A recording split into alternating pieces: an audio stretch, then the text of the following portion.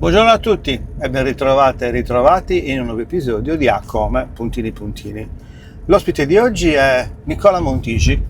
Nicola è sicuramente un personaggio eclettico sia dal punto di vista professionale che personale, perché spazia dall'essere un DJ, uno scrittore, un giornalista, un viaggiatore, un grande appassionato di social e anche uno sportivo. Quindi buon ascolto, buona visione e sigla!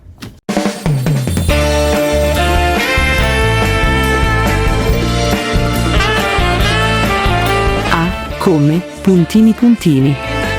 Un podcast ideato e condotto da Francesco Congio.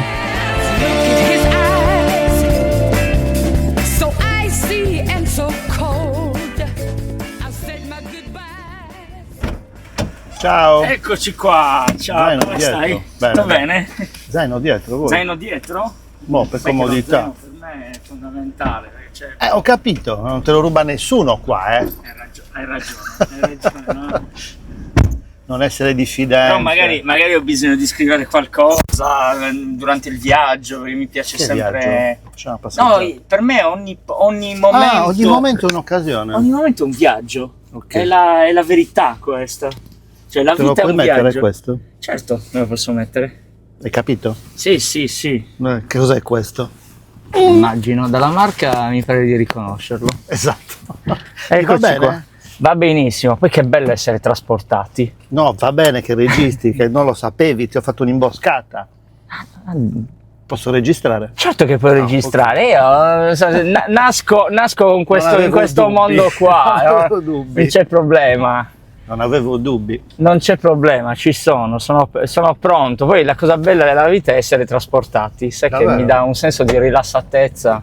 Tu dirai è normale, però io nel viaggio mi rilasso perché sono trasportato da un treno, da un aereo, da un pullman, Da una nave? da una nave poche volte, però mi piace tantissimo. L'ultima volta che l'ho presa stavo andando a recuperarmi la macchina nuova a Milano e finalmente ho viaggiato in nave. Ho detto, ma bravo. perché la gente odia viaggiare in nave? No, perché noi siamo stati purtroppo, o per fortuna non lo so, abituati a usare la nave in modo veramente Però da il viaggio, piccolini. è il viaggio lento, la nave, Viaggio- è quello che ha tutti i rituali, quei profumi che tu in aereo ormai non senti, non senti. Il viaggio in aereo è un viaggio meccanico, ormai non vedi l'ora di arrivare, invece in nave non puoi fare nient'altro che aspettare. Devi stare lì, Devi stare là, sono affari tuoi. ti puoi godere il mare, vai fuori, non c'è niente tranne il mare, e poi ci sono tutti quei rituali che tu trovi in mare, quindi... Beh, poi non solo, quando entri in nave e sei lì, sei già partito, cioè è già partenza, Sì, è già sì, allontanamento sì, dalla sì, terra, sì, come sì. si stacca dal porto. Poi quando non è prende una più il sensazione. cellulare è fantastico, Quindi capito? quella È una di quelle all'inizio tu fai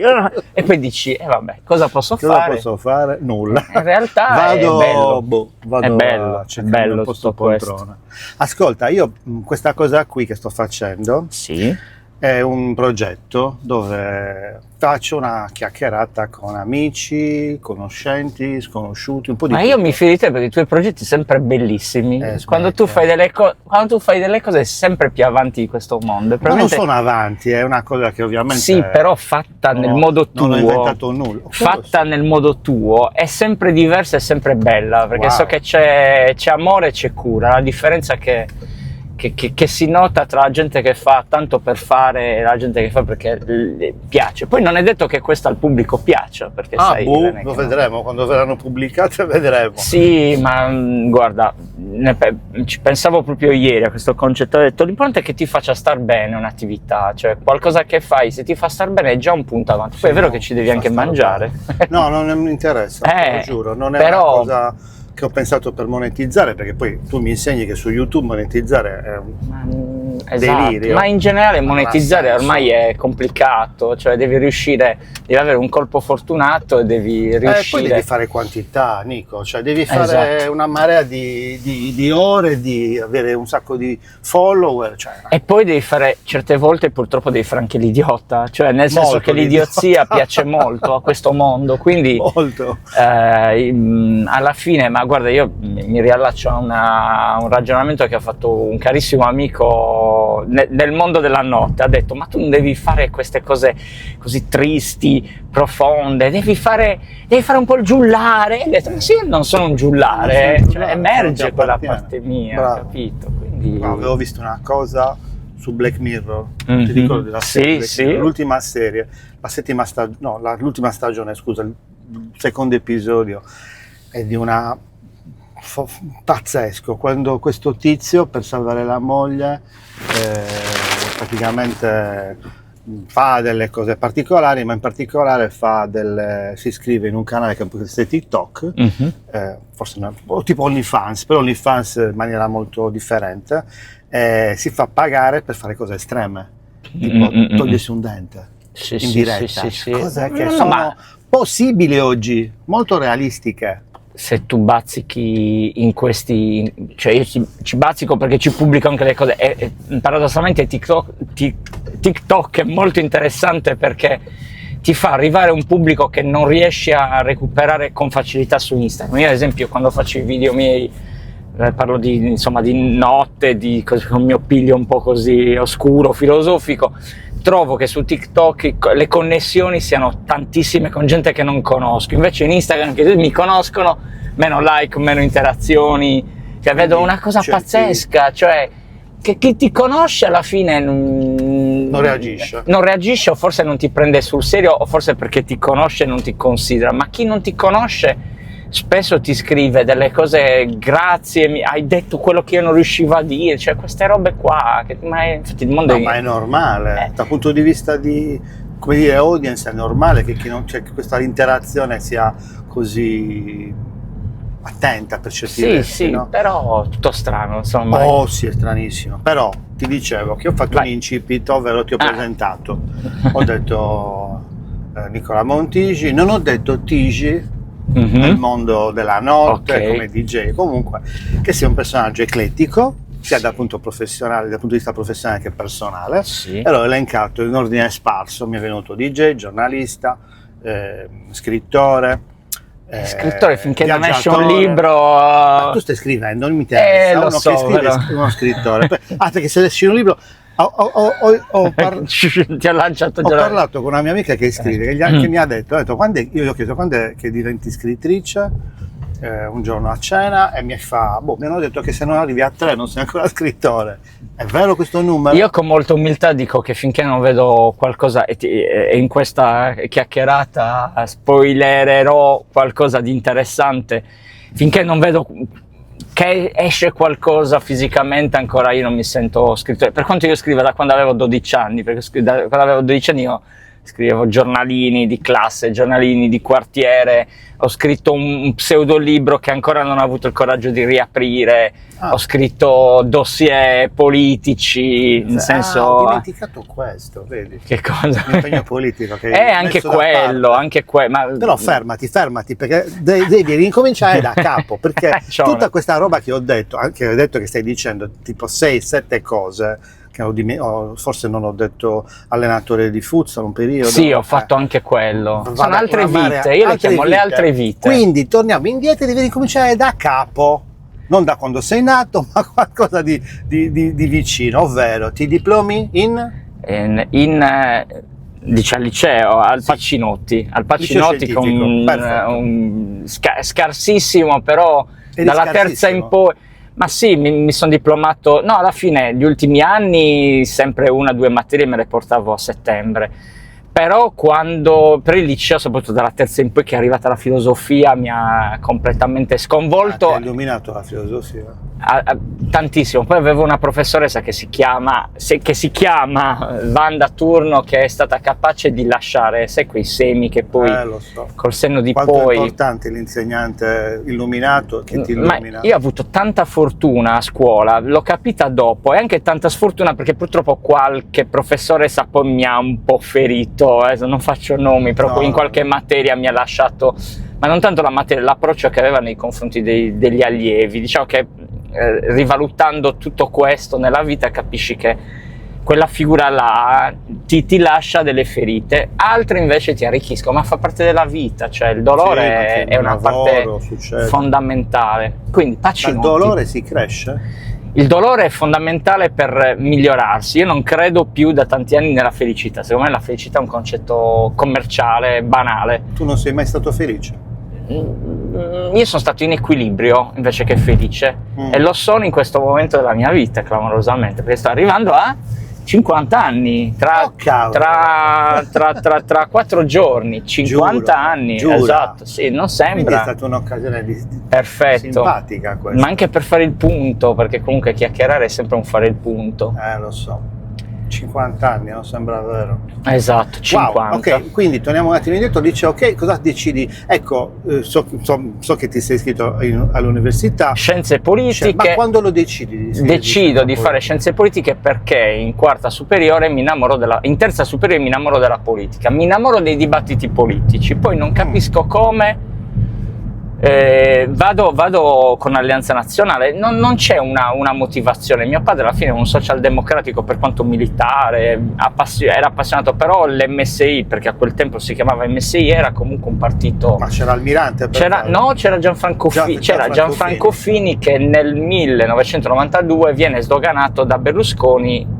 Quando Berlusconi fece la prima dichiarazione disse: io a Roma tra Rutelli e Fini voterei Fini. Allora in quel periodo c'era un dibattito, esatto, c'era un dibattito politico che era straordinario. In televisione vedevi Funari che faceva politica, vedevi un sacco di belle trasmissioni. Io mi innamorai della destra, mi innamorai della figura di Gianfranco Fini. Ma in generale ero innamorato della politica perché c'era un livello dialettico, una capacità espositiva. Parliamo di personaggi che poi, discutibili o meno, erano Bertinotti, D'Alema, c'era Fini, c'era Pannella, c'era la DC sta andando, c'era ancora Craxi, esatto, però era in parabola discendente perché c'era Tangentopoli. Quindi io mi innamoro del linguaggio della politica, di tutto quello che la politica. Scienze politiche insegna questo? Scienze politiche ti dà Ho sempre pensato, cioè non ho mai capito se fosse ti dà tutto e ti dà politica. niente, ti dà tutto e ti dà. In realtà io avevo tante scelte in testa. Comunicazione però a Cagliari non esisteva ancora. E che cosa intendevi per comunicazione? Mi piaceva comunque, esatto, qualcosa che mi agevolasse, perché io già scrivevo nel giornale di scuola, già iniziavo al liceo. Sì, io ero stato tra i ripromotori di Babele, che era il giornalino studentesco, e là in quel momento io facevo scrittura satirica perché avevo il coraggio di fare ironia anche sui professori. E tra l'altro i professori sapevano, scuola di sinistra, il Pacinotti, che io fossi di destra, quindi, e anzi una professoressa mi disse all'esame: stai attento perché questa è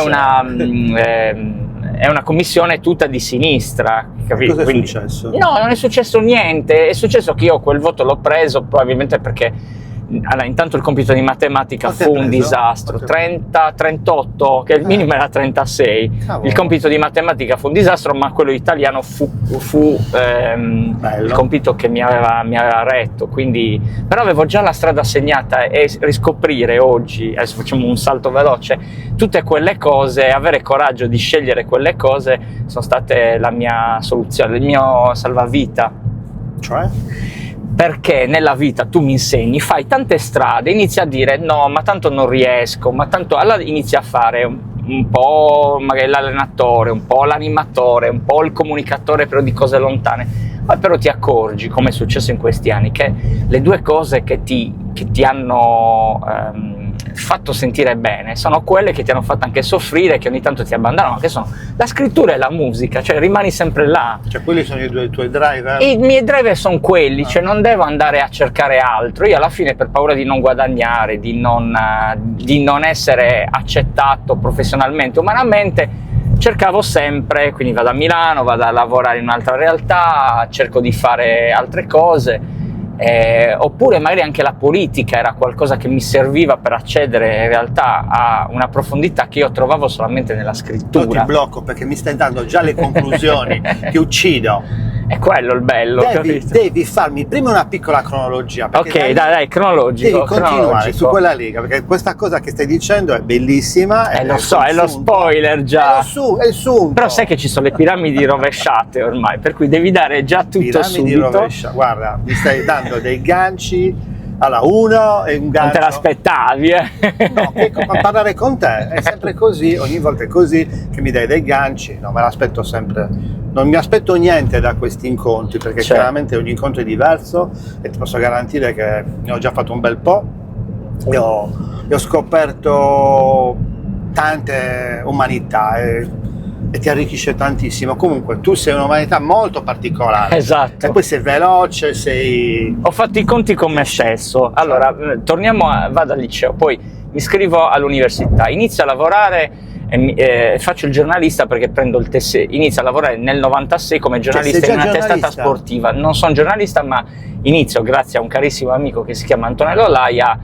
Mi apre le porte di questo giornale che si chiama Match, che è un giornale sportivo. Io a quei tempi giocavo anche a calcio a 5, quindi faccio la pagina dello sport. Ok. Inizio a avere a che fare con una redazione. A quei tempi Week era una sorta di inserto dell'Unione Sarda. Non ricordo. Poi accade che nel 98-99 Marcello Coco va a lavorare all'Unione Sarda e quindi inizia a crearsi uno spazio anche su Week. Quello era Match, questo era Week. Week era il giornale un po' di vita notturna, io lo guardavo con ammirazione. Cavolo, Week, se ti citano su Week vuol dire che sei un VIP cagliaritano, nel bene e nel male. Quelli erano i tempi in cui c'era il jazzino, in cui c'era tutto un movimento a Cagliari, cultura. Io lo vedevo da neo, era abbastanza fuori da quelle logiche, era un cliente della discoteca, avevo iniziato a fare politica, ma ancora non in maniera importante. Il DJ inizia contestualmente sempre in quegli anni, nel 96, cioè nel 96 accadono tante cose.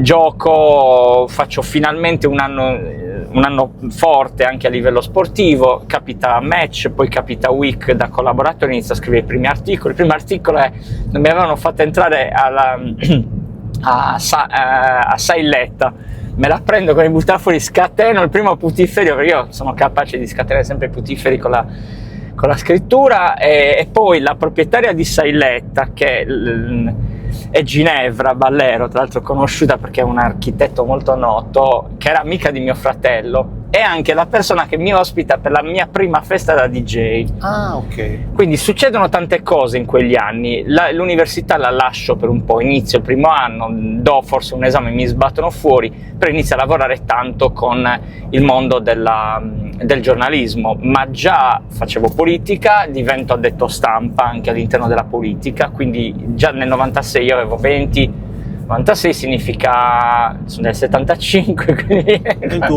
21 anni, e già inizio ad avere troppe cose, anche secondo me un po' a montarmi la testa. Ti sei mai montato la testa? Tante volte. Che significa montarsi la testa? Montarsi la testa significa pensare che nel momento in cui ti accadono delle cose bellissime, saranno per sempre. Saranno per sempre, tu ti puoi permettere A, di smettere di lavorare, B, di essere presuntuoso con gli altri. E quindi questa è stata una delle... Sì, tante volte. In questi ultimi anni ho fatto un grande lavoro di rielaborazione delle mie ferite, ma anche dei miei errori, e mi sono accorto che quando ho avuto, diciamo, la spada del potere non sempre sono stato bravo a gestirla, e infatti poi sono arrivati i momenti in cui le cose sono comparse. Con Week divento direttore responsabile perché Robin Massa, compianto Robin Massa, persona ugualmente a cui devo tantissimo, decide che io devo diventare direttore perché è il 2000, io prendo anche l'abilitazione a fare il giornalista. Avevo scritto 8500 articoli tra Week e Match, non riesco a entrare all'Unione perché cosa succede? Che Francesco Abate, ricordo questa particolarità, chiama, mi chiede: ma sei disponibile per lavorare con noi? Gli dico: guarda, sto prendendo la direzione di Week, quindi faccio una scelta. Ecco, vedi le sliding doors, faccio la scelta e rimango con Week. Anni bellissimi. Avresti dovuto entrare nell'Unione. E chi lo sa, però poi vedi cosa succede, che poi ci arrivi quando meno te l'aspetti. Ok, era il momento di non andare. Era il momento di non andarci, quindi succede che poi parto militare, quindi tutti i miei progetti, io ero anche diventato consigliere di circoscrizione, quindi immaginati nel 96 inizio a fare il DJ, 97-98 faccio una valanga di feste, iniziano a chiamarmi ovunque, iniziano a chiamarmi le prime bellissime serate, faccio il Crocodile, faccio Mi devo ricordare il Donegal, che a quei tempi era appena aperto, il signor Lai, che era insomma il padre di Fabrizio, mi adorava. Inizia a fare delle feste con questi ragazzi che si chiamano Dauri, che erano le feste più indie di Cagliari. Inizio a bazzicare nel mondo della notte in maniera importante, quindi devo fare una scelta: posso continuare a giocare a calcio a 5, perché io in quei tempi giocavo nella seconda squadra del Cagliari Calcio a 5 e del Cagliari Calcetto, non posso, quindi devo fare una scelta. Un po', secondo me, sarei riuscito anche a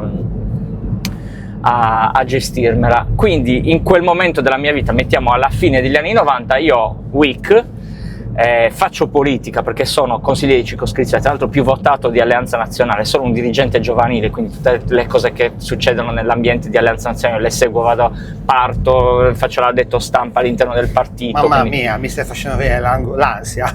Per dirti come io ho vissuto, quindi l'università per forza di cose l'ho dovuta accantonare con mio grande dolore, perché poi è successo. No, poi la riprendi. La riprendo. Okay. La riprendo assolutamente, perché poi riesco a laurearmi in pochissimo tempo, perché okay. Però succede che poi arriva il militare, quindi il militare un anno buttato.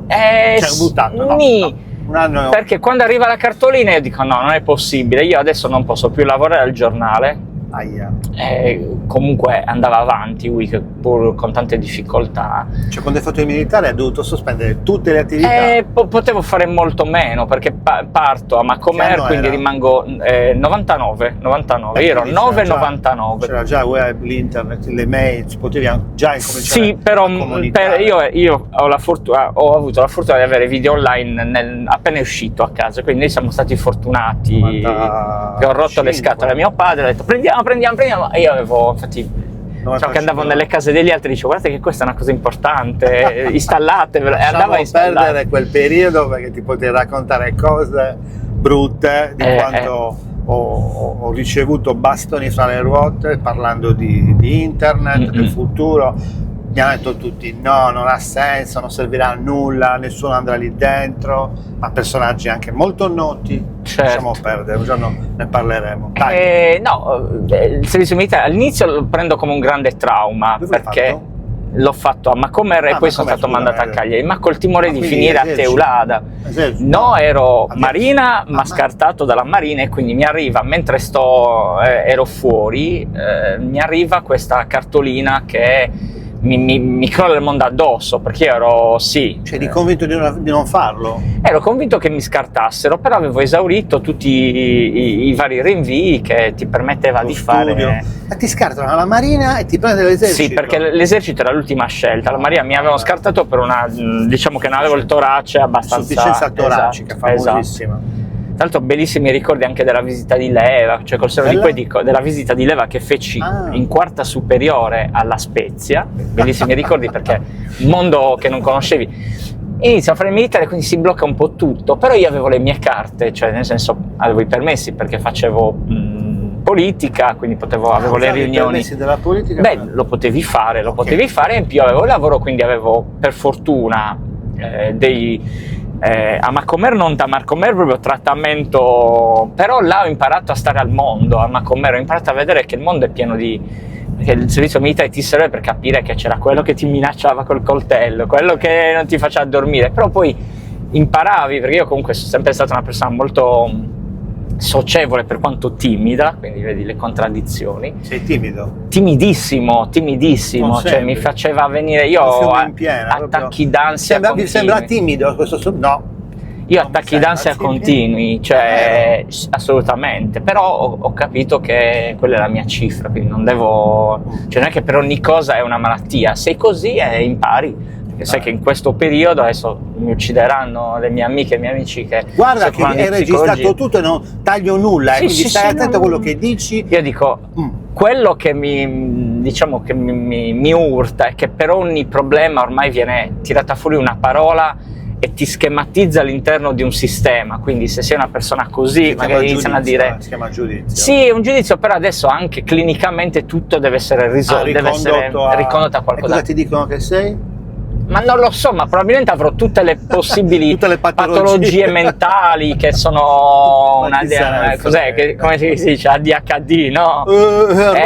Adesso la dislessia non c'è più, c'è l'ADHD adesso. ma Hanno dico, tirato fuori questo. anche una forma di Reale. dislessia che magari è dovuta al fatto che ho tante cose da dire, però anche l'apparecchio, quindi mi viene anche l'apparecchio? normale. L'apparecchio sotto, perché sopra non lo sono tolto. Ah. Quindi, poveri quelli che ci ascoltano. Poveri. Quindi succede che faccio il militare, esperienza bellissima, perché poi, sai, tu all'inizio sei in ansia, come mi succede tutt'oggi, poi trovi i tuoi punti Aggancio. le tue certezze negli ambienti e scopri che avevi la fortuna di essere quello più studiato di tutti, sapevi usare il computer, eri bravo nelle relazioni umane, quindi subito Qualche superiore ti ha d'occhio e ti tu dice subito vai in furreria, lavora in Ecco. furreria, quindi succede che ti dà grandi responsabilità. Poi c'era un maresciallo bravissimo, tranquillissimo, che lavorava, io ero nel reparto compagnia trasporti qua a Cagliari, quindi ti dà molte capacità. Io ero il ragazzino KA, il primo della classe, che però non si sa come, un po' anche indisponente alcune volte, che però sapeva fare le cose che gli altri non sapevano. Sapevi scrivere a macchina, sapevi scrivere al computer, sapevi presentarti, eri quello che si faceva sempre la bassa, insomma il perfetto. Guarda, il paradosso del militare è questo, che tu sei in una situazione dove per salvarti devi saper fare o saper essere, Esatto. che è la regola della vita poi. Ma infatti trovi, all'inizio soffri, poi trovi tutte le scelte e ti accorgi di essere più capace di quanto pensi, che è un po' la cifra. No, perché all'inizio non volevo farlo, poi stavo bene perché comunque mi divertivo, cioè capivo che la mia, poi dipende anche da dove capiti, però allora, diciamo che quando ho fatto il militare ho capito come fosse la realtà del nostro paese. Cioè? Il militare mi ha dato la prima indicazione, io a quegli anni comunque ero a destra e premetto molto consapevole della mia appartenenza, molto convinto, io facevo attività militante. In due parole, senza giudizi, che cos'è la destra? Cosa significa essere di destra? Era un attaccamento alla patria sicuramente, ma anche al fatto di essere rigorosi, rigidi. Perché le altre fazioni politiche non sono attaccate alla patria? Allora, a quei tempi io ero anche un figlio di militare, quindi avevo questa attaccamento, abituato ad andare nello stabilimento militare da piccolo, quindi a sentire l'inno nazionale, a commuovermi. Però anche un attaccamento al bene pubblico, che era, cioè tu nel momento in cui facevi politica dovevi essere, infatti quando arrivò Forza Italia l'atteggiamento della destra fu quella di oddio, cioè sono arrivati questi qua del marketing, cioè era una roba, sì, si soffriva tantissimo la presenza di Forza Italia, perché comunque loro avevano un modo di fare politica, per carità legittimo, perché il marketing politico, poi me lo sono anche studiato, è un'offerta che però scozzava tantissimo col mondo militante che aveva la destra. Cioè noi facevamo riunioni in sede in via San Lucifero, dove parlavamo per ore di, che ne so, Giovanni Gentile, cioè, oppure di Evola, oppure si leggevano tantissimi autori, eri là che discutevi di politica, di internazionale, di questione medio orientale, ma attenzione, senza stare là a perdersi in slogan, cioè approfondivi le questioni palestinesi, la questione israeliana. Tu dici quello era fare politica? Quello era fare politica, perché a me la politica ha dato tantissimi strumenti per capire il mondo, anche negativi, anche capire che poi purtroppo quando arrivi al potere le idee sono... si possono cambiare o ci si può dimenticare quello che si è detto prima. La destra a quei tempi era un partito che andava, quando raggiungeva, come era accaduto, le amministrazioni, voleva distinguersi per il buon governo e per l'etica, cioè non esisteva che uno di destra rubasse. Poteva anche non essere coltissimo, però c'era un modo, uno stile, soprattutto nei vecchi esponenti dell'MSI, che era quello erano strettamente osservanti l'impegno politico, cioè, però per noi la politica era la prima cosa, cioè io non bevevo Coca-Cola, non andavo nei fast food, perché per me era l'emblema dell'americanismo, capito? Io avevo questa cifra. Scusami, Prego, una curiosità mia. Vai. Quella destra che tu hai frequentato, Mhm.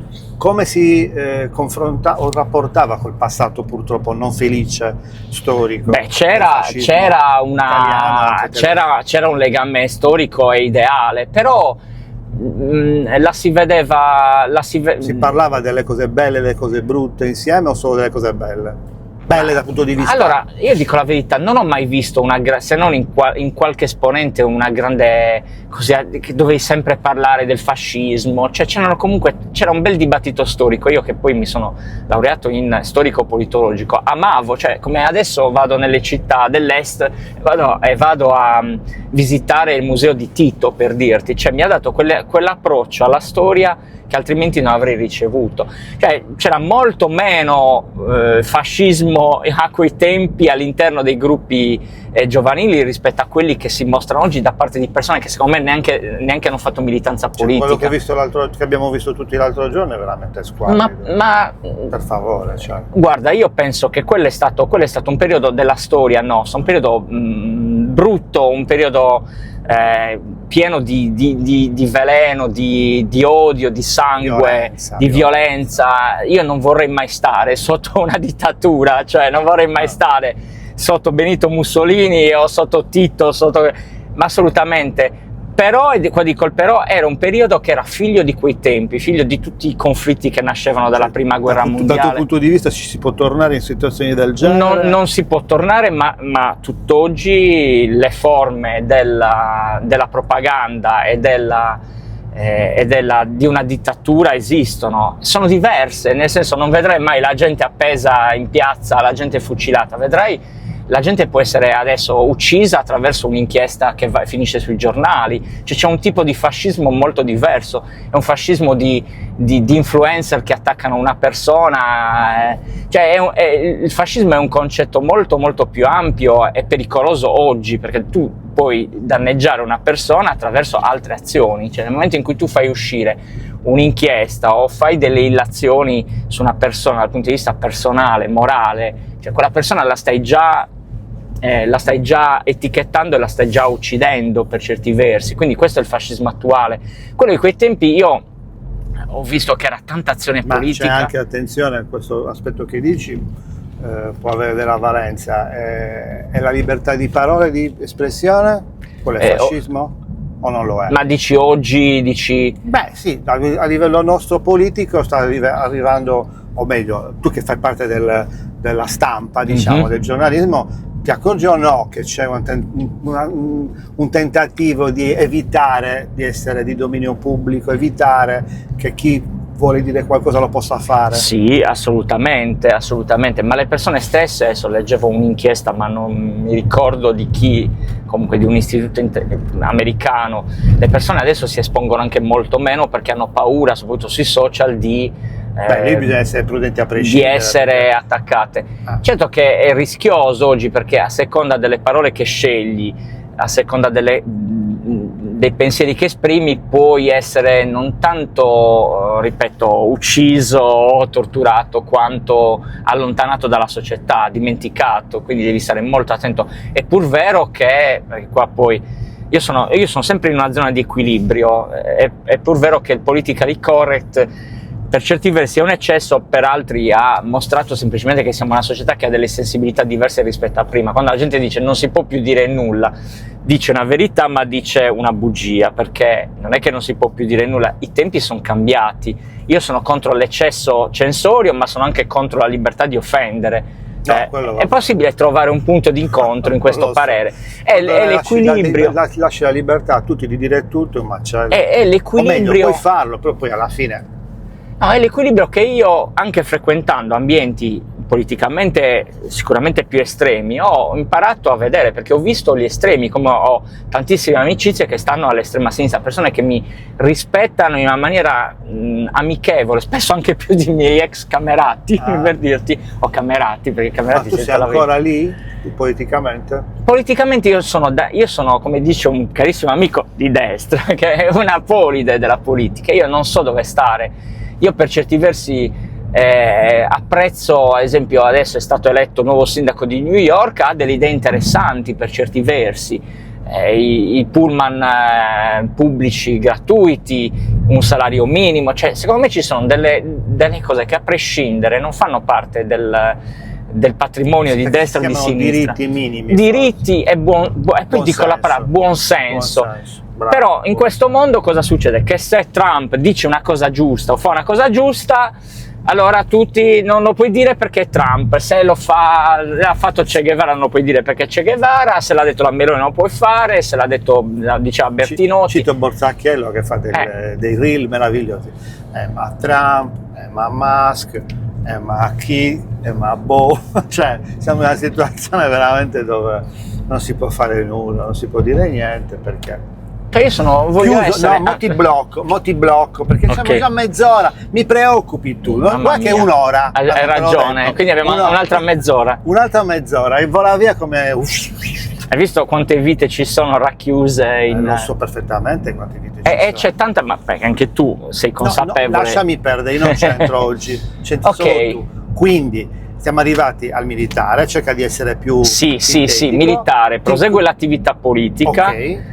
Prosegue l'attività. Finisce il militare? Sì, continua a lavorare sempre all'interno dopo? Mi laureo, Okay. Faccio 6 mesi sabbatici in Irlanda, altra bellissima esperienza perché... Come mai scegli l'Irlanda? Scelgo l'Irlanda perché è un paese che mi ha sempre emozionato particolarmente a livello di vibrazioni, c'ero già andato tante volte, tra l'altro inizio a viaggiare in quegli anni dal 99 in poi, la mia carriera da DJ continua, la grandissima. Sempre Sì, quelli sono gli anni Tsunami, Charlie, Hangar. Tsunami no, è il nome di un locale, scusa. Poi questa cosa non va solo in onda. Non lo Tsunami, esatto, no. Tsunami è un locale. Lavoro in locali importanti, lavoro come DJ, entra anche la Radio Sintony, faccio degli anni, i primi anni a Radio Sintony, Week va sempre bene, poi inizia la flessione di Week e diciamo che ci sono degli anni in cui inizio a soffrire un po' il mio cambio perché lascio la politica e questo mi aiuta tantissimo il periodo in Irlanda, perché il periodo in Irlanda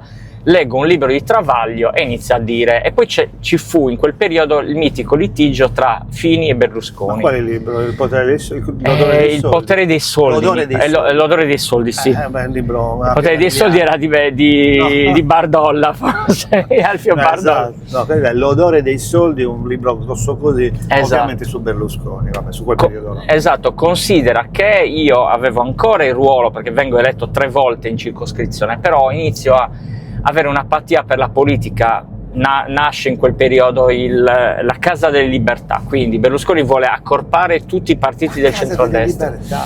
Fini inizialmente ci sta, quindi nasce un po' di maretta all'interno del partito, poi Fini alla grande. Sì, poi c'è la famosa frase di Fini che fai mi cacci, e da là io decido di lasciar stare il partito perché vedo che c'è un appiattimento su Berlusconi. Tra l'altro Fini continua a percorrere un'idea di una destra molto liberal, comunque aperta, dialoga con tantissimi mondi, fa anche un esperimento politico con Segni, quindi che poi andrò malissimo, andò malissimo e quindi io mi allontano dalla politica perché sono anni in cui sto cambiando pelle. Quindi 2008-2009 io sono già una persona diversa rispetto a quella che aveva fatto il militare. Anche la disco in quegli anni mi ricordo si andava avanti, però non era granché. Erano soprattutto le tue partecipazioni da DJ nelle discoteche. Esatto. Quindi anch'io. Già le feste? Già facevi feste? Sì, le feste sempre. Io facevo una media di 2-3 serate a settimana. Io considero che il sabato a casa l'ho visto pochissime volte in questi dal 96 al 2005, in questi quasi 30 anni di vita. Pochissime volte. Alcune volte mi sono imposto di non fare serata per rimanere tranquillo. Quindi sono anni in cui io tra l'altro fatico anche a ricordarmi che cosa succede, quasi devo un po' recuperare la vita. Ricordo vagamente di forse aver fatto una bella dieta, di essermi un po' ripulito, ricordo di essere... sono anni sonnolenti, veramente faccio fatica. A Milano quando vai? A Milano vado nel 2017. Molto dopo. Faccio fatica ricomporre quel tempo. Inizio a lavorare con la federazione calcio, questo me lo ricordo, mentre Week finisce. Prendo le redini di Crastulo perché era successa una vicissitudine poi al vecchio direttore, e quindi per una serie di casi io già ero molto amico di Stefano, ma già bazzicavo, prendo le redini di Crastulo. È un progetto che fondamentalmente è rimasto sempre nelle mani di Stefano, nel senso buono del termine. Io avevo sempre Week, cioè il mio giornale era Week dei primi anni, e sono anche un po' dispiaciuto perché il livello a cui l'aveva portato uno come Marcello Coco non sono mai riuscito a raggiungerlo. Marcello era proprio anche a livello di penna di un altro livello. Poi io facevo gli editoriali, però ero, sai, quegli anni che sei sempre giudicante, sei sempre là, due coglioni. Cioè io adesso mi rivedo e dico, in quei tempi io ero veramente, certe volte ero veramente un coglione, cioè nel senso che sì, mi accorgevo di dover... Confidenza sta facendo. No, è la verità, io lo dico a tutti, cioè lo dico a tutti che... in quel modo perché? No, col senno di poi, perché avevo raggiunto talmente tante cose nella vita, cioè lavorare in un giornale come direttore responsabile. Guarda che Week era uno dei giornali, cioè usciva in edicola, lo si comprava, quello che tu scrivevi su Week faceva la differenza. Quando uscivi su Week eri così, quindi tutti buongiorno, buonasera, cioè eri così. Più c'era la politica, io ero stato eletto comunque sempre il più votato, ero un capogruppo, lavoravo, cioè ero anche molto molto stimato all'interno dell'ambiente politico. Ero probabilmente in prospettiva uno di quelli che poteva essere uno. Per certi versi eri in un momento di successo. Era un momento di successo che però è arrivato senza che io lo capissi, avessi... Fossi capace di gestirlo. Esatto, perché comunque io ero sempre timido, ero un po' discoteca, però un po' pagubessiu da piccolo, non è che io ho frequentato ambienti, esatto, cioè a me sono arrivate tante cose, anche il fatto di entrare nel mondo della disco, io la vedevo da cliente, ma ero di quelli che stava a ballare, che aveva paura di chiedere il drink, che nel bar chiedeva... Tu? Sì, che nel bar chiedeva, guarda, io prendo quello, perché non sapeva neanche i nomi dei drink, che scusi, può entrare cioè così, perché però c'era il buttafuori, quindi ero impaurito. Poi la politica mi ha dato una capacità di esprimermi importante, cioè infatti su quello ho giocato tanti anni, però mi sono dimenticato che poi quando hai delle qualità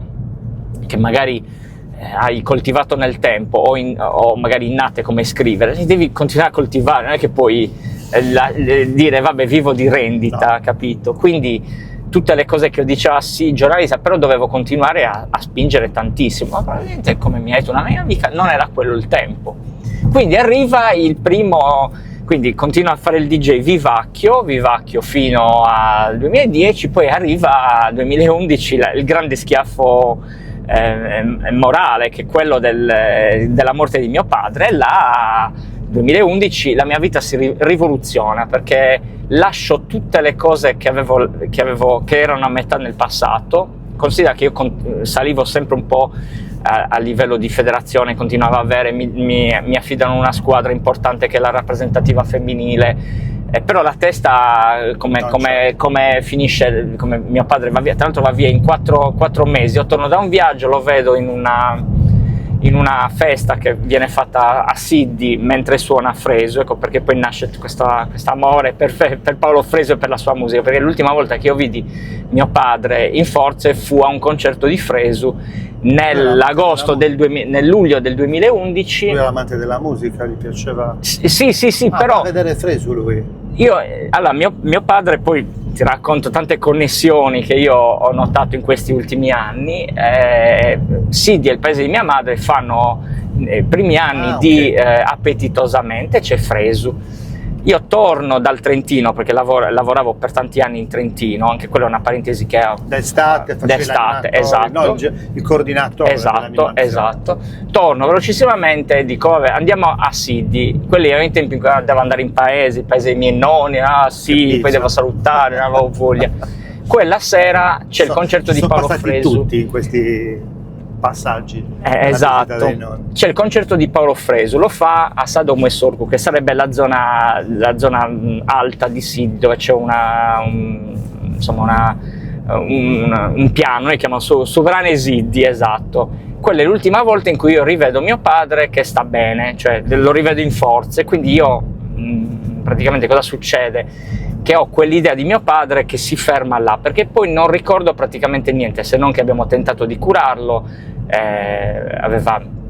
purtroppo aveva un tumore al fegato, al pancreas, anche là rimosso, proviamo ad andare a Milano, provano a Cagliari, ma i medici, stiamo parlando di agosto, era un macello. Esatto. Ora si tenta di fare qualcosa, ma non è un macello, lo vedi finire pian piano la sua esistenza, puoi fare poco se non stai lì vicino, ma non hai gli strumenti, perché comunque la nostra famiglia è sempre stata una famiglia sì unita ma anaffettiva, quindi se quelle famiglie dove sì c'era amore, però molto non riuscivamo, molto esatto. Poi mio padre è militare, quindi aveva quel modus operandi mai rigido, però comunque sempre fermo. Il senso del dovere importante, noi siamo cresciuti con questo senso del dovere, e quindi mio padre in pochi mesi va via a ottobre, e quindi là Nicola rimane senza la figura di riferimento, perché io mi affidavo molto più a mio padre che a mia madre. Mio padre era quello che muoveva la famiglia, che comunque era un po' la certezza. Poi mio padre lavorava, poi era diventato... Ma era già in pensione? Sì, era già in pensione, però con lui insomma ci sono tantissimi bei ricordi, ci ha fatto star bene, non ci ha fatto mancare niente, nonostante non avesse un grandissimo, insomma, militare, era un maresciallo, sì, era uno stipendio, però ha cercato di fare le cose che avrebbe fatto qualsiasi genitore. A quel punto nel 2011 Nicola riceve il primo schiaffo importante della vita. Allo schiaffo della morte di tuo padre, così anche analizzandolo, sono passati un bel po' di anni, quindi puoi avere contezza, è uno schiaffo che senti subito o nel tempo? Lo senti anche oggi, perché dici quante cose... No, nel senso, lo senti quando avviene o dopo? Durante? Dopo, perché tuttora senti quella mancanza, perché la mancanza comunque di una figura all'interno della famiglia è importante, perché poi quella mancanza ha destabilizzato anche un po' mia madre, che contava tantissimo su mio padre, quindi le uscite, la vita sociale. Poi in quegli anni sono andati via diversi miei zii, quindi anche là la nostra famiglia si è molto destabilizzata, perché mancandoti diversi zii, quindi il fratello di mio padre, che poi era anche marito della sorella di mia madre, con cui usciva. C'era un doppio legame. Sì, bellissimo. Poi il padre di Lello, che è mio cugino, che è uno dei due gestori insieme ad Andrea di Sincontru, quindi zio Antonino, okay. Quindi stavano iniziando per il padre di altri miei cugini, quindi tutti morti. Tutti riferimenti importanti. Tutti i riferimenti importanti, che erano quelli che poi ci univano quando ci vedevamo in famiglia. Cioè, sai, quando fai le tavolate ci sono i genitori grandi, si parla di politica, io ero già fuori dalla politica da tanti anni, mi chiamano perché hai lasciato.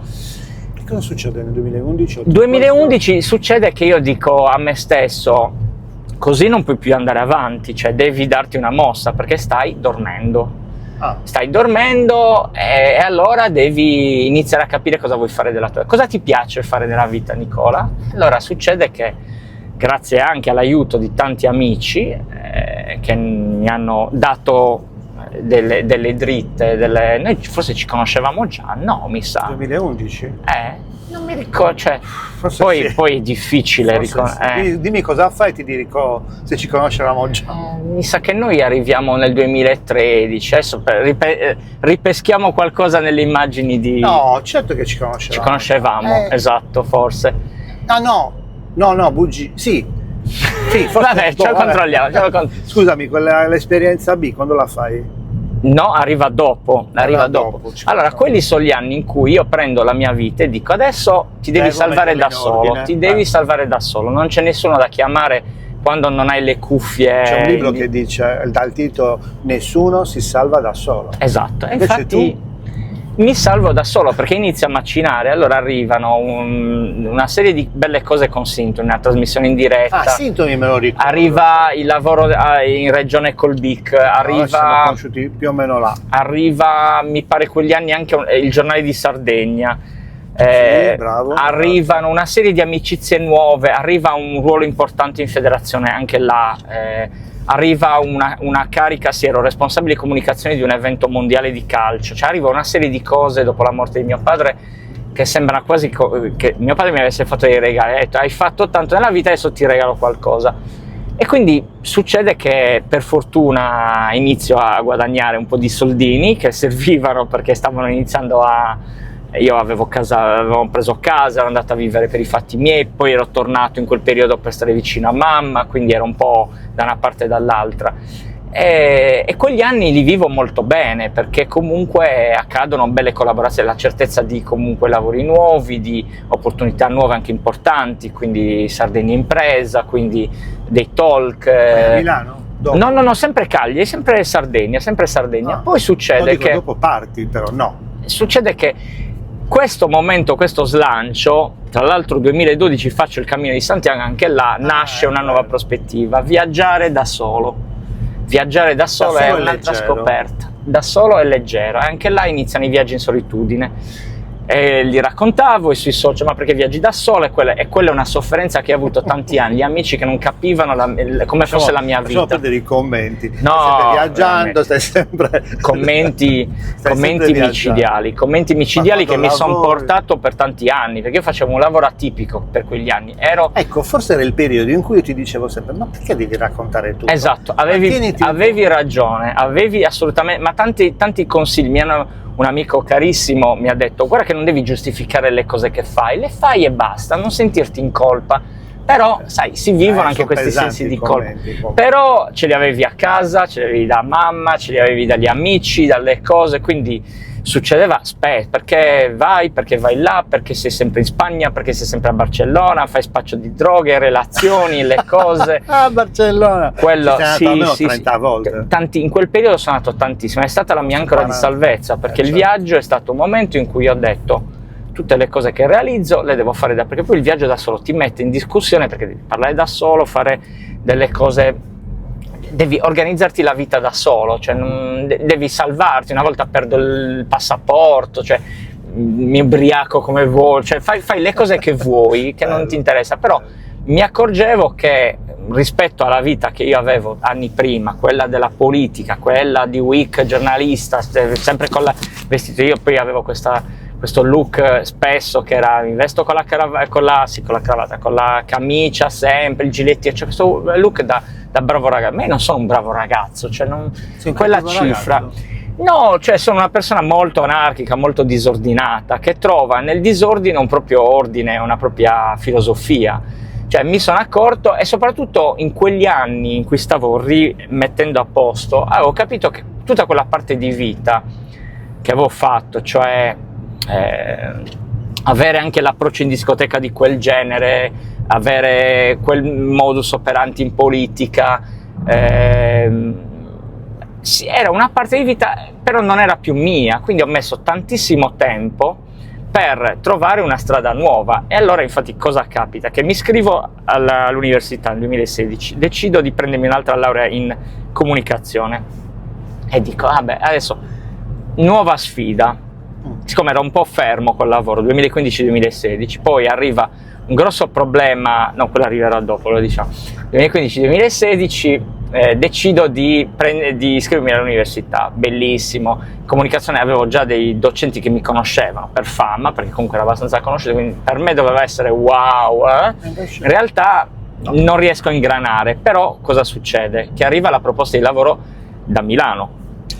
E quindi parto a Milano, lascio tutto, avevo iniziato anche a fare yoga, quindi super sporty yoga, corso di inglese, era l'anno in cui facevo meno lavoro, sai quando inizi a riempirti, adesso faccio questo, quest'altro, e poi non riesci più a gestirti niente. Arriva la proposta di andare a vivere a Milano.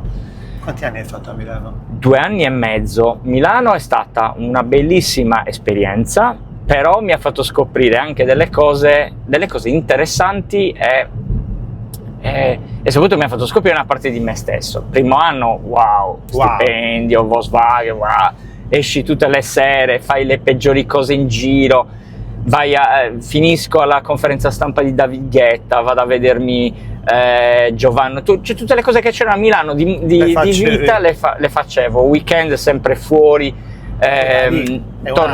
Sì, andavo e tornavo a Cagliari, poi andavo e tornavo, questo weekend vado a Vienna, wow, incontravo un amico a Vienna, andavo a Barcellona, tornavo, devastato il lunedì mattina da Barcellona. Il collega mi diceva: cosa hai fatto questo weekend? Tranquillo, però poi notavo di non essere nel mio posto migliore, quindi dopo finisce l'estate del 2018, sì, estate 2018, e inizia a non sopportare, estate bellissima, vissuta qua, serate avanti e indietro. Tornavi magari per fare serata? Sì, tornavo anche per fare serata, e inizia a dire: ma io che cosa ci sto facendo a Milano? Non ho capito bene. Inizia a farmi delle domande importanti, e soprattutto mi innamoro visceralmente della Sardegna, perché dico: ma sai che c'è? Da grande ti sei innamorato? Sì, io avevo un rapporto molto polemico con la Sardegna, ce l'ho tuttora, ma è molto diverso. Ma perché me ne sto andando da questo posto? Cioè, perché devo andare a cercarmi le mie cose a Milano? Ma soprattutto, che cosa mi piace di Milano? Tra l'altro acquisto casa a Milano, una casa che tuttora ho, grazie a mio fratello che è un affarista micidiale. Poi io ho vissuto sempre la competizione con mio fratello, perché mio fratello è laureato in Bocconi, ha un'azienda a Milano, quindi lui è bravissimo. Anche questo io l'ho sofferto, però poi scopri che la mia vita, così come la sua, è bellissima lo stesso, perché ci sono delle cose che io probabilmente invidio a lui, ma io sono sicuro che lui invidia me. Ma molto. Esatto, per cui ma bello. Non devi competere sull'invidia, no, ma non c'è competizione, però lo scopri col tempo, capito? Quindi l'ultimo anno a Milano, 2018-2019, è un anno di merda.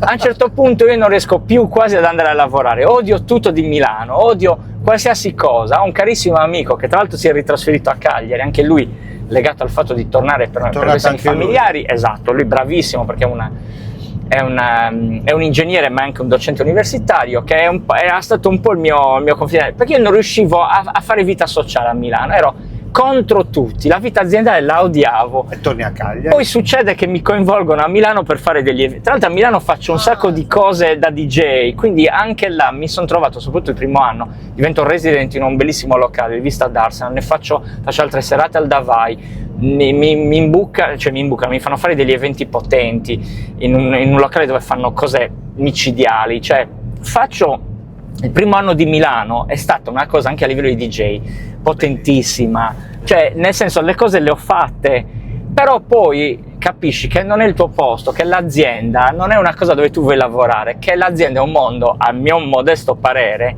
tossico, perché non puoi rimanere 8 ore in un ufficio davanti a un computer a fare una cosa che sì, però io ho paura delle dipendenze, non voglio le dipendenze, anche se poi la parità IVA è una dipendenza. Quindi faccio un viaggio a Capodanno con degli amici, ci vediamo in Portogallo, a Lisbona, poi io dovevo tornare a Milano, forse avevo una serata a Cagliari, quindi tornavo a Cagliari, prendo l'aereo per Porto e in taxi praticamente piango perché ascolto una canzone di Tribalistas, cioè una cosa, sembra un libro.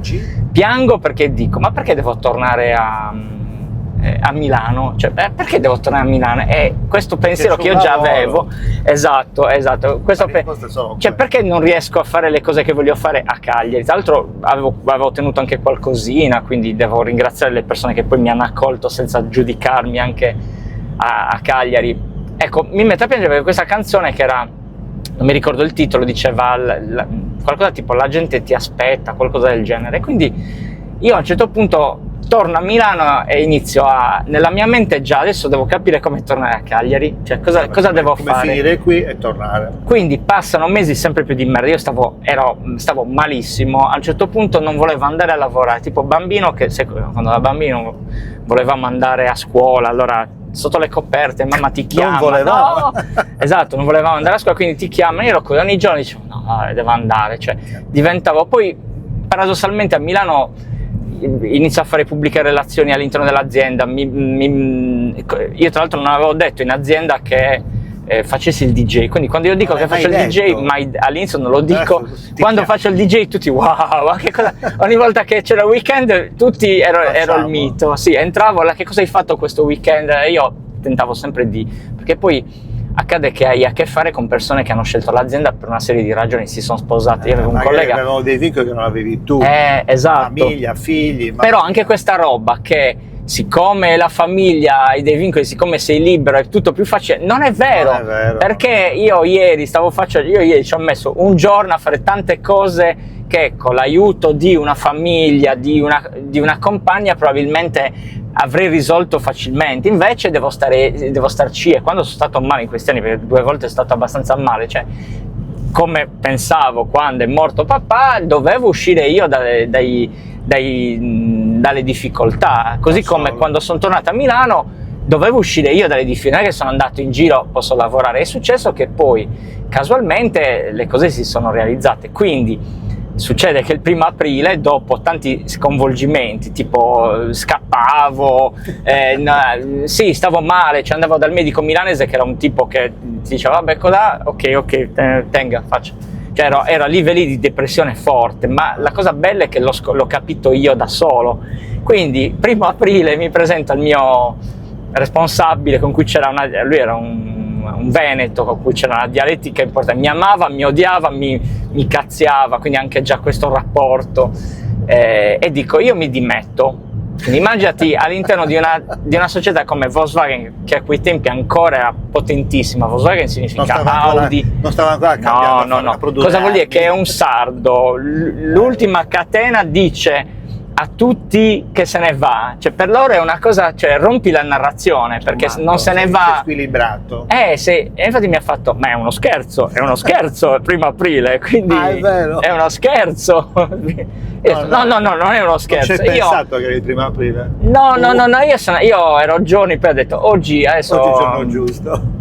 Daniele, ci vediamo là, ci vediamo a questa macchinetta del caffè, ancora ricordo il sapore del caffè industriale, sì, infatti. Che schifo, Dio. E quindi succede che me ne vado e dice no, pensaci, no, io ci ho già pensato, quindi tutta la procedura. inizia a diventare una sorta di mito all'interno dell'azienda, perché all'interno del nostro settore, proprio l'azienda, perché tu immaginati l'avevo 42 anni, uno che 42 anni se ne va dalle dimissioni da un'azienda così, e io proprio ho detto io torno in Sardegna, non è che ho un'altra opportunità di lavoro qua, perché di solito tu vai via.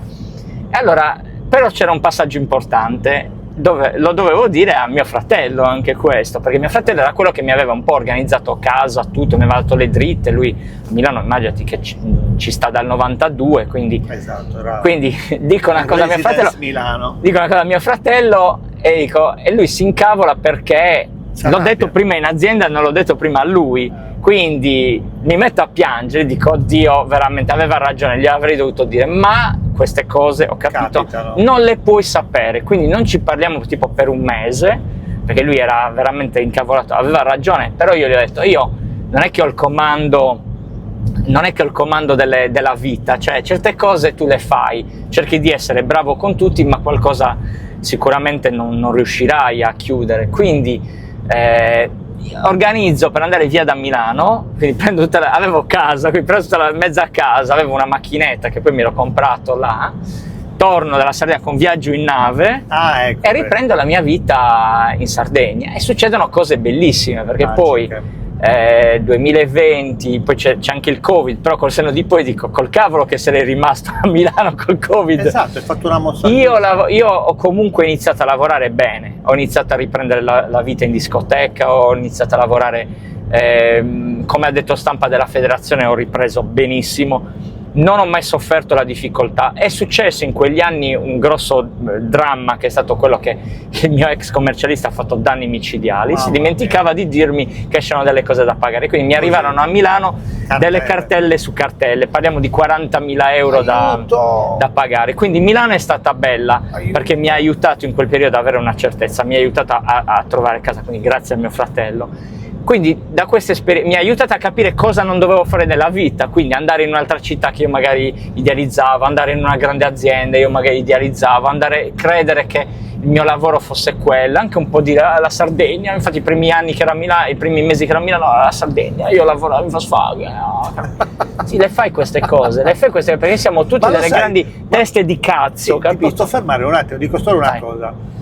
Mi stavi un po' sulle palle tempo fa. Oggi mi sei più simpatico. Ma la verità è che sono consapevole di essere stato sulle palle a molti e ho fatto i conti con me stesso. Mi sa che inizio forse era quando era a Milano, esatto.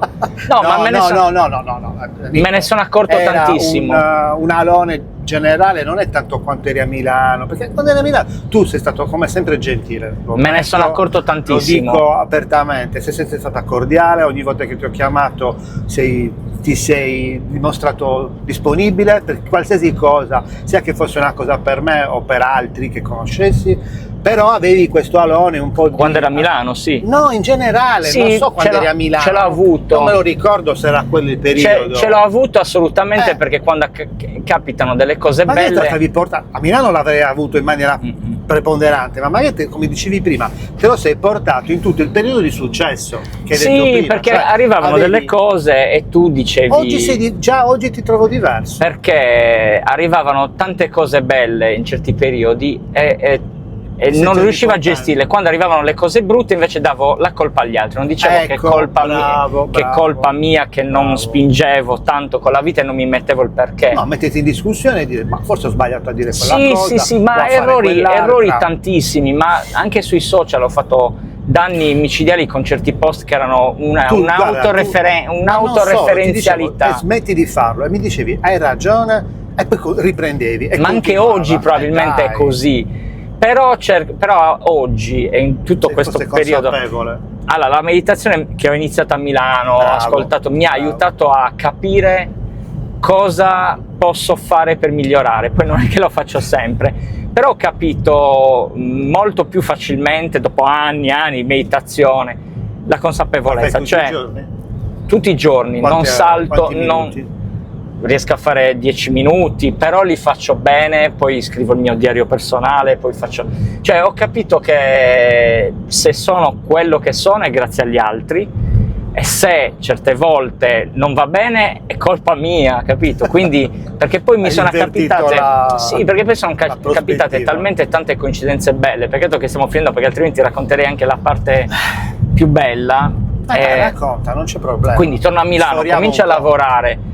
Il tempo vola, Covid, anche là grandi riflessioni, anche polemiche nei confronti del Covid, della pandemia, del Covid non come malattia, la malattia esiste, ma nei confronti della gestione della pandemia. Un ospite l'ha chiamata pandemenza. Pandemenza perché purtroppo molte persone, ma io anche là ho trovato una motivazione, c'è gente che ha avuto paura e ha reagito come ha reagito, capito? Alcuni mi hanno ferito, dico la verità, perché io comunque cercavo di tenere la barra dritta e di mettermi qualche domanda, però molti hanno preso tutto per molti hanno preso e hanno soprattutto dimenticato che siamo umani, quindi nel momento in cui io vado a farmi una corsa e là mi hanno devastato, mi hanno ucciso, cioè io non sto facendo io poi amo le cose razionali.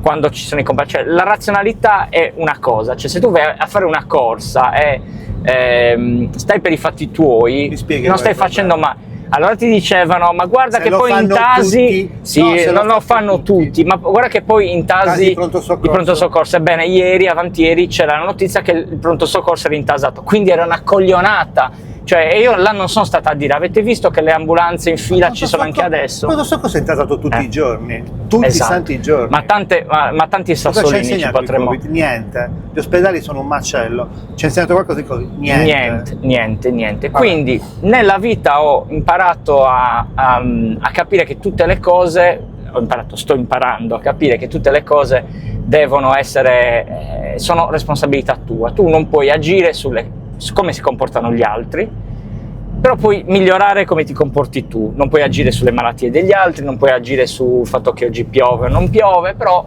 puoi cercare di migliorare te stessa, e quanto più tu cerchi di migliorare la tua vita, più secondo me migliori la vita degli altri, diventi una luce che poi aiuta anche gli altri. Poi i coglioni ci saranno sempre. Altra cosa che è venuta fuori in un episodio, che una persona ha detto, che poi la conosci anche, quando verrà pubblicato vai a guardartelo, Antonio. Ok, era già pubblicato, mi sa. Ho letto qualcosa, non l'ho sentito, forse l'ha già pubblicato, vabbè, forse è già uscito. ha detto che lui cerca e aiuta le persone affinché la propria luce che ognuno di noi ha possa risplendere. Quando risplende la tua di luce, fa risplendere anche quella degli altri che ti stanno intorno. Esatto. Questa è la bellezza di cui stai parlando tu. Esatto, e in conclusione di questo viaggio sono aumentati i viaggi in solitario, è diminuita la necessità di giustificare, è aumentato tantissimo lo sport. Io faccio 5 allenamenti a settimana, 2 di piscina, 3 in palestra, e tutti mi dicono ma com'è possibile? In realtà quella è stata una cosa che mi ha aiutato, e mi ha aiutato soprattutto a vincere la paura dell'imparare a nuotare. Ancora Io non ci sono riuscito. Guarda, mi ha sbloccato una serie di altre cose importanti, ma soprattutto è arrivata una consapevolezza in questi ultimi anni che devo fare le cose che mi hanno sempre animato, ma le cose più alte. Cioè, io ho sempre voluto fare il giornalista. Ecco, adesso sono tornato, ho cominciato a fare il giornalista, ho iniziato con un articoletto della Notte Cagliaritana, poi Francesco e Francesca, parliamo di Abate e Figus, quindi che ringrazio, mi hanno adocchiato. Il primo che mi ha adocchiato è stato Matteo Vercelli, quindi grazie Matte. Abbiamo tirato fuori questo progetto di fare un'agenda della Notte Cagliaritana, e poi è accaduto che nel mondo della cultura sia finito nel momento giusto, quando probabilmente ho la consapevolezza, perché poi la cultura mi ha cercato per certi versi, mi ha cercato perché mi hanno dato un ufficio stampa di un festival. Bello. Adesso non mi ricordo, ne ho fatto talmente tante di cose, ma anche cose particolari.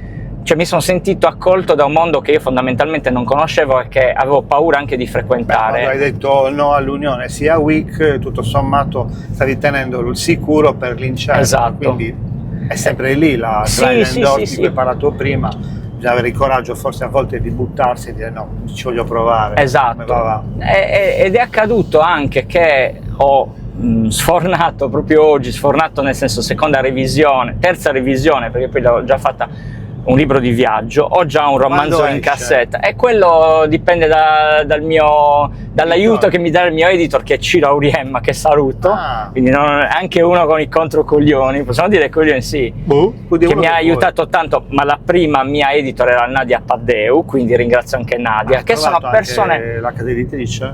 Adesso da oggi in poi la stiamo cercando. Decantazione. L'aveva cercata prima, durante, in parallelo. In tutto questo, che cosa ho imparato? Che scrivere un libro non era una passeggiata, perché io da quanti anni ti parlo del libro?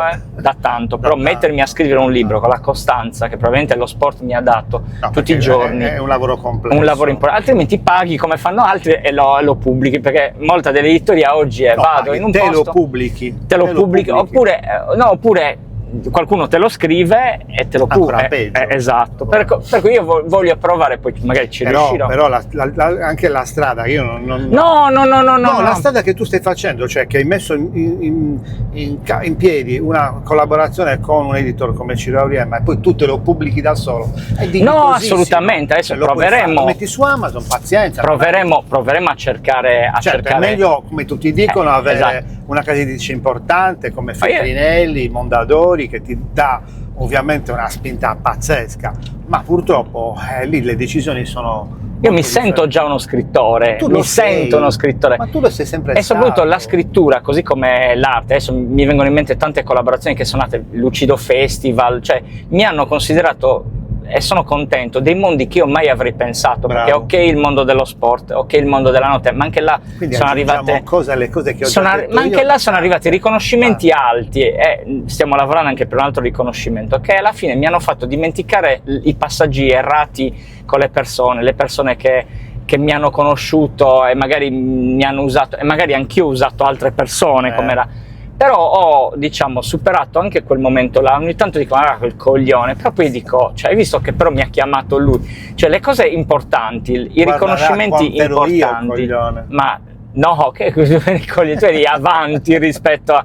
Ma in tutto questo c'è anche la tua mano, perché le chiacchierate con te, l'insegnamento tuo della perseveranza che tu hai sempre avuto nel mondo del lavoro e nella vita, perché poi anche nella vita, il fatto di creare delle belle cose, la casetta, il progetto MoviD, tutto quello che era probabilmente troppo avanti rispetto alla realtà. Anch'io mi sento un outsider qua, perché penso cose già avanti. Nel mondo delle discoteche io mi sento un outsider, perché comunque E infatti alcune volte devo anche dire, aspetta, vai calmo, perché questo tipo di DJ set... Puoi bruciare le cose che se le fai troppo presto non vengono capite? Qua ho fatto pace con me stesso, perché ho detto, questo posto ha queste regole, le voglio cambiare, ok, però se le voglio cambiare devo accettare il dolore e il fatto di stare ai margini. Per cui qual è il compromesso tra fare una cosa carina in cui io mi ritrovo e una cosa che gli altri capiscano? Questa è la grande domanda esistenziale. Cioè, com'è che Nicola Muntigi può, non dico vendere, però anche ricevere maggiore apprezzamento, anche se poi, io l'ho scritto anche ieri su Instagram, ho detto, per me fare arte, cioè mettermi là e creare una canzone, perché poi in questi anni ho iniziato anche a produrre musica, quindi Ho visto. significa star bene con me. Io quando mi butto e scrivo e faccio Stai arte, bene. sto Mi bene, piace, poi stai pubblico bene, pubblico tipo su Spotify ho 5 ascoltatori, Ma va però benissimo, anche non uno mi interessa, cioè io i bravo. post migliori sono quelli che ottengono 3 like.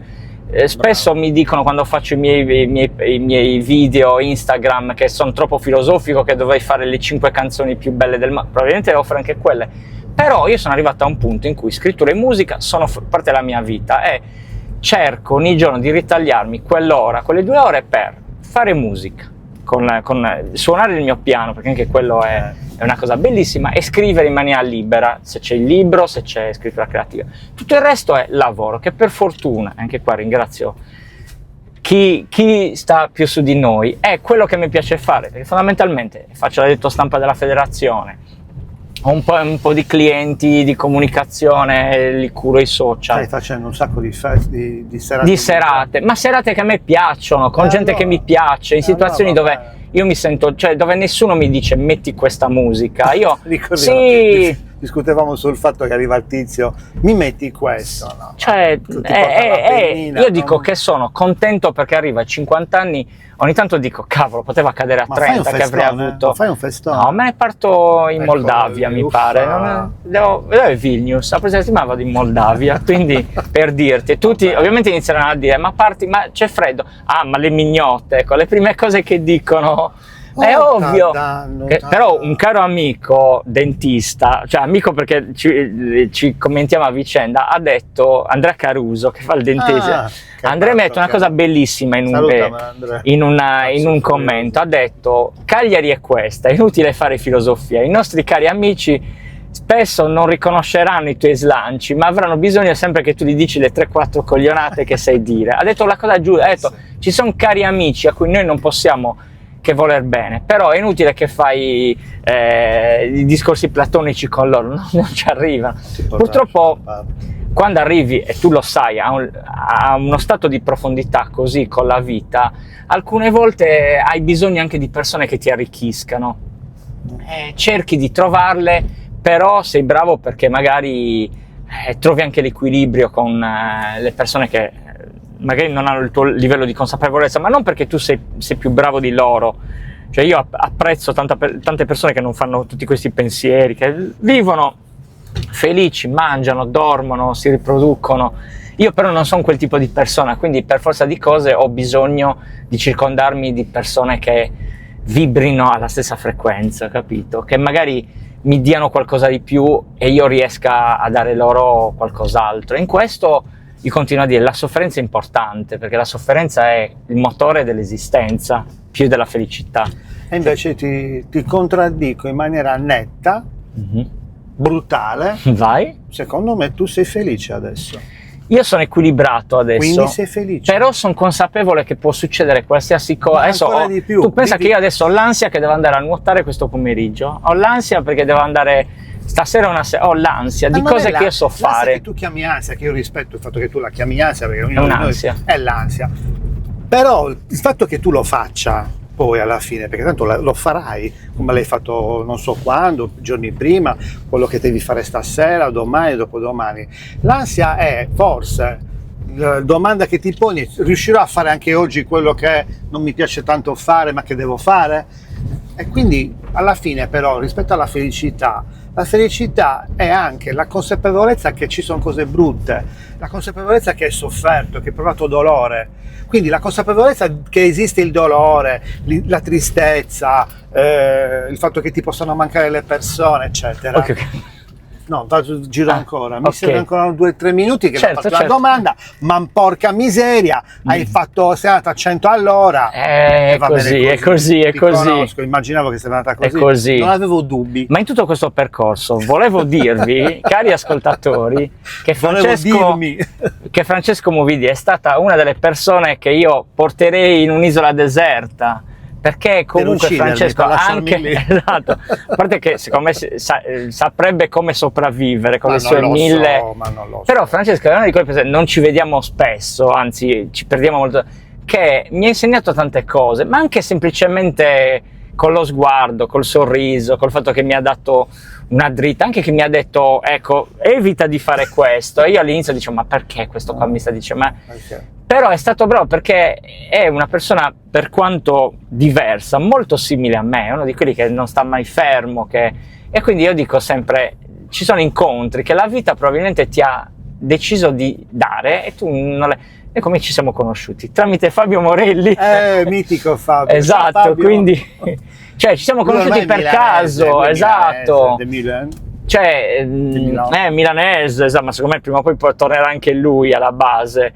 Però Francesco è stato uno di quelli che ha investito su di me quando nessuno investiva, che mi ha fatto le magliettine che usavo in discoteca, la gente strana, che mi ha fatto scoprire il mondo comunque della comunicazione fatta in un certo modo nel suo laboratorio, che ogni volta che tu andavi nella sua location c'era lui che usciva con con un helmet. Ma smetti, erano esperimenti quelli. Comprava la disco ball più grande per poi non organizzare mai feste. Ok.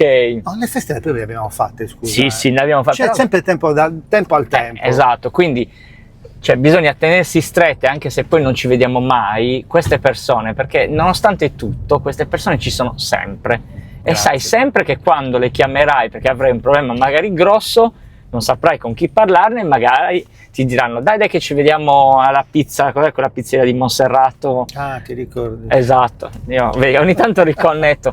Quindi vabbè, questo della no, permesso, ci sta, te l'ho permesso. Ci sta, a me non voglio parlare. Io dico è fantastico questo, esserci ritrovati in questa chiacchierata. Ti ringrazio per avermi accolto, perché alla fine hai fatto quasi una seduta di analisi. Vabbè, tu non immaginavi, ma quando hai capito che potevi parlare, hai detto adesso mi butto. No, ma io guarda, se tu mi porti, io faccio così, cioè se voglio poi ovviamente oggi dovevo parlare io, altrimenti io sto zitto, mi sembra. Magari lo facciamo al contrario, però poi un copio. Però aspetta. Vai. Non copiare niente. No. Adatta. Cioè riprendi le cose che vedi e farle meglio. Quello diceva anche Picasso, no? Ok. Non bisogna copiare, ma bisogna saper rubare, diceva così. Allora, alla fine della puntata, cioè durante l'episodio, io a tutti gli ospiti faccio una domanda. Vai. Come? Posso pensarci un attimo, le parole sono tante. No, perché molte me le hanno già dette, quindi devo dire no, già detto. Allora, voglio trovare una parola. Aspetta. Come anormale, dai. Anormale. Ti basta, esatto, perché la normalità è una grande noia.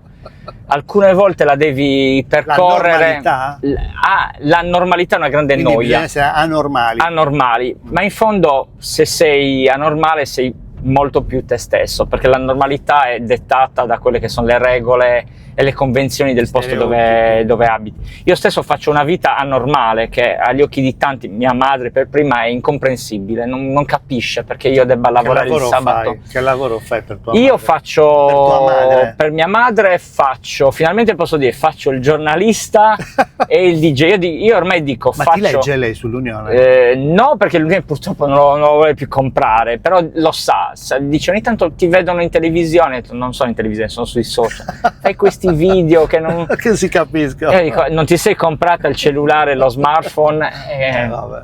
Quindi come normale, perché c'è tanto, io ripeto, sono una normale perché reputo la mia vita un grandissimo capolavoro, fatta anche di momenti difficili, fatta anche di sbavature, di un po' come la mia esistenza, insomma è tutto.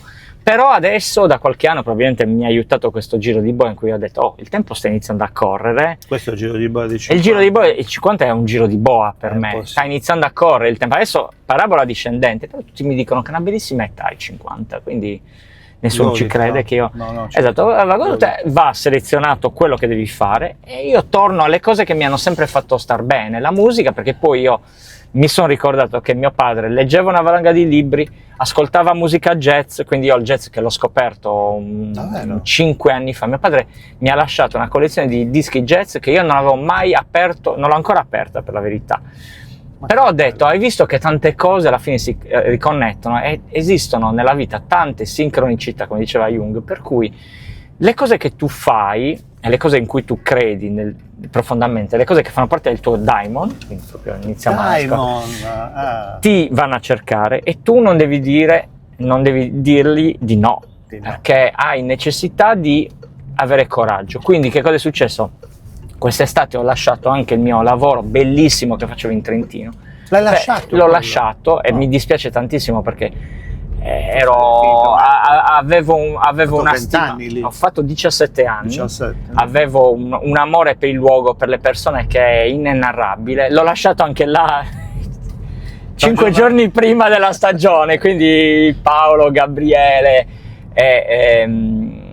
Bitti, come si chiama l'altra socia, avevamo 4 soci, mi odieranno, mi hanno odiato, però poi lo sai che cosa è stata la cosa più bella? Che mi hanno visto lavorare in tutta l'estate e mi hanno detto, questo me l'ha detto Paolo che era il direttore, mi ha detto tu avevi ragione, cioè tu non puoi chiudere il tuo gelataio d'estate quando tutti ti chiedono i gelati, tu devi fare questo, devi fare questo, per cui io mi sono riuscito non a convincere, però ad arrivare al loro cuore, perché loro hanno sofferto tanto per la mia scelta. Là sono stato un coglione perché dovevo pensarci un po' prima della stagione, invece sono andato e là ho avuto coraggio e ti dico la verità, non è che mi sono tolto un peso, però ho capito che stavo andando in una strada che non era la mia da tanti anni, però hai talmente tanto paura di ferire le persone alcune volte che ti porti dietro certi no che devi dire prima, capito? Sì. Cioè io devo fare questo nella vita, devo fare il giornalista e devo fare il DJ, comunque devo stare nella musica.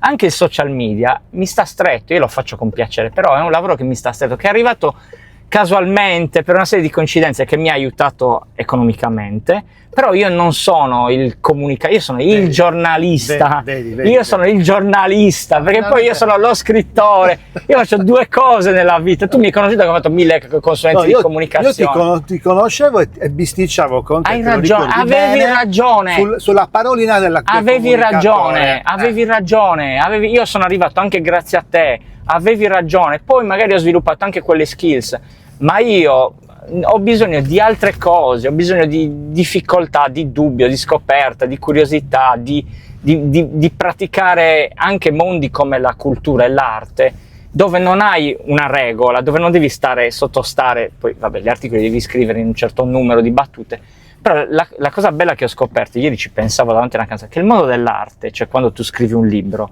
quando tu fai una produzione, non ha regole, cioè io nel libro posso scrivere il cazzo che voglio. Che bello. Mentre sui social, ad esempio, che era un modo per allontanarmi dal libro, io invece devo stare attento a quello che scrivo, perché poi ci sono i commenti. È una gabbia. Esatto, però hai i like immediati. Allora non scrivi il libro perché tu dici, vabbè, scrivo il post, ho 50 like e sono bravo. E quindi c'è gli ormoni positivi che ti vanno addosso. Ma è una grande fesseria, ma continuerò a farlo purtroppo.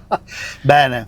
Va bene, grazie per avermi sopportato. Ma no, anche gli occhiali. Ma che dite? Era più bello senza occhiali perché aveva un po' questo...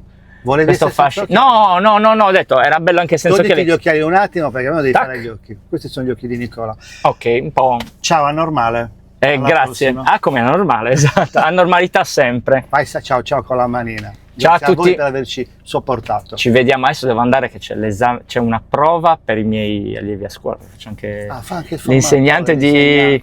Formatore, esatto, docente di comunicazione, però alla fine emerge il mio lato giornalistico anche là. Ciao a tutti, a presto.